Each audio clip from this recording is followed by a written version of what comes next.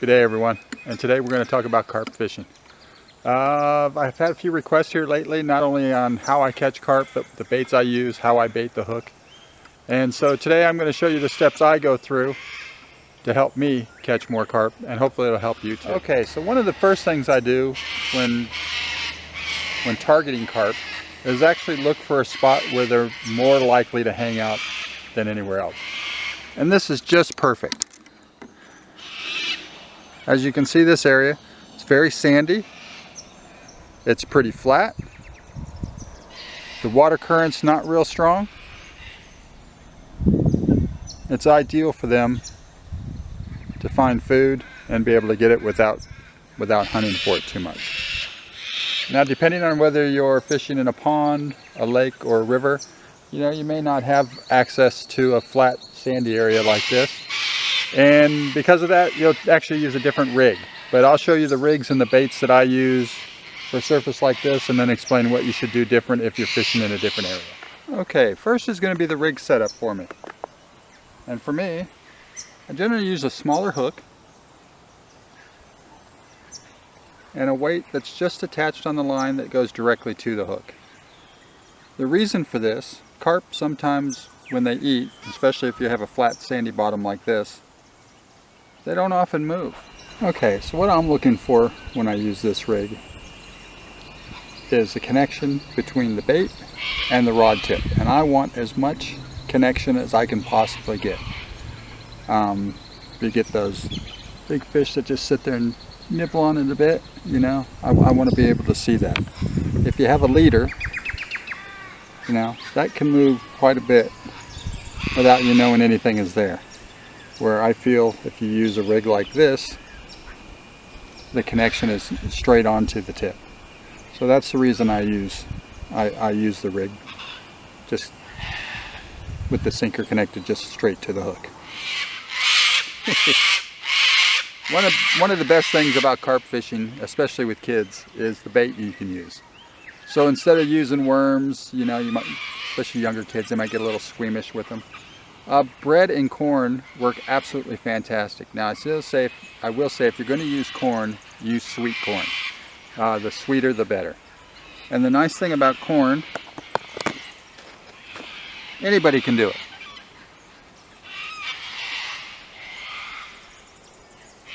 It's just a matter of taking a piece of corn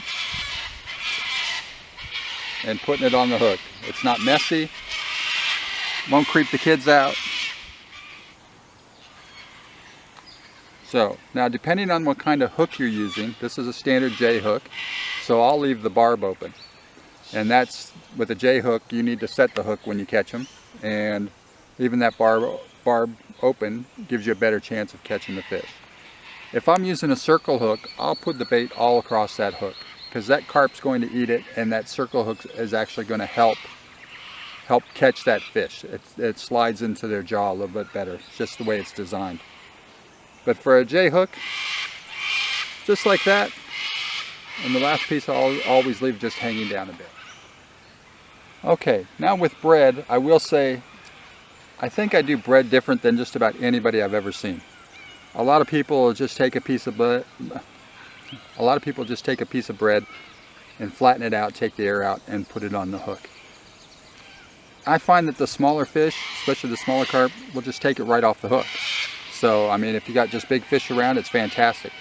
But usually when you go fishing, you're not going to have just big fish around. So I'll show you my way of doing it. And I found this way, actually just doing it on my own, but catching luderick in the ocean.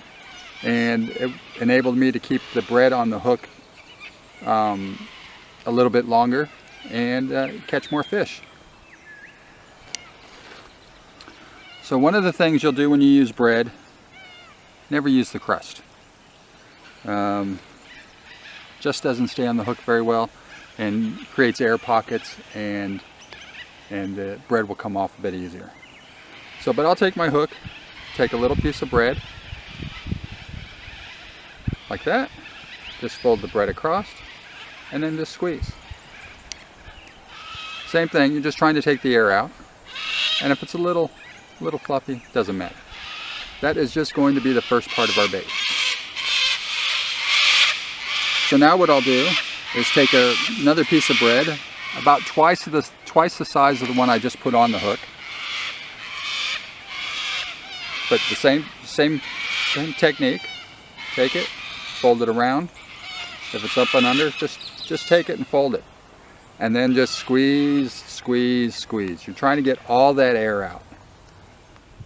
When you're putting the bread on the hook, how do you know when you've squeezed enough air out?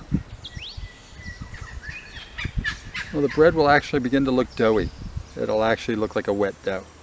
And that's from the oils in your hand too, I'm sure. But after squeezing it enough, that's the look that it will get.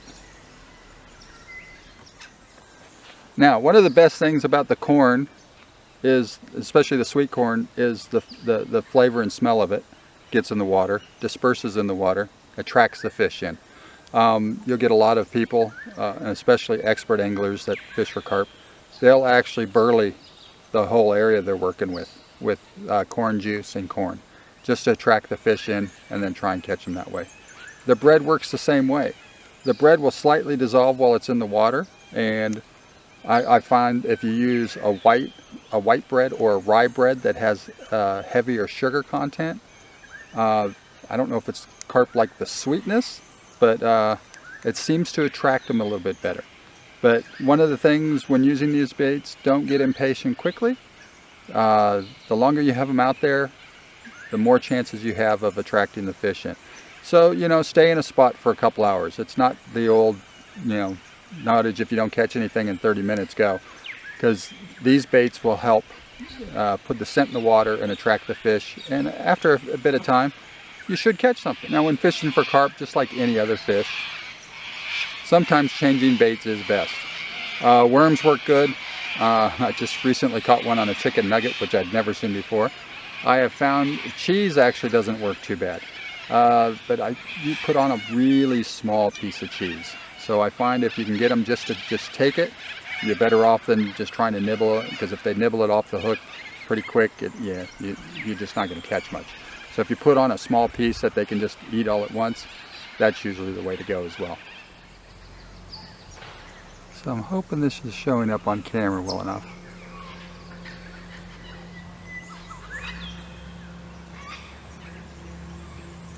But sometimes that's all. There you go, a little bit, there you go. That's all you're going to get. So carp don't always hit it and run, because they don't really have a place to run to. They just sit and feed. So sometimes that's what you got to look for. And even when you're getting bites like that, you just never know what size fish it's going to be. Could be. So that's all the basic tips I have for carp fishing. Location, the type of rigging you use, and the bait. All very important. But the best thing, especially if you're fishing with kids, just have some enjoyment. Go out and just have a good time. Like I said, the bread and the corn, it's easy for the kids to put on the hook themselves. They feel like they're more into the fishing experience themselves. And when you catch a carp, they usually put up a pretty good fight. So, and especially for kids, you know, you get them on a light rod or whatever, it can be quite a bit of fun. So I hope all these basic tips help. If you like the video, please give it a thumbs up, be much appreciated. And until next time, keep fishing, everyone.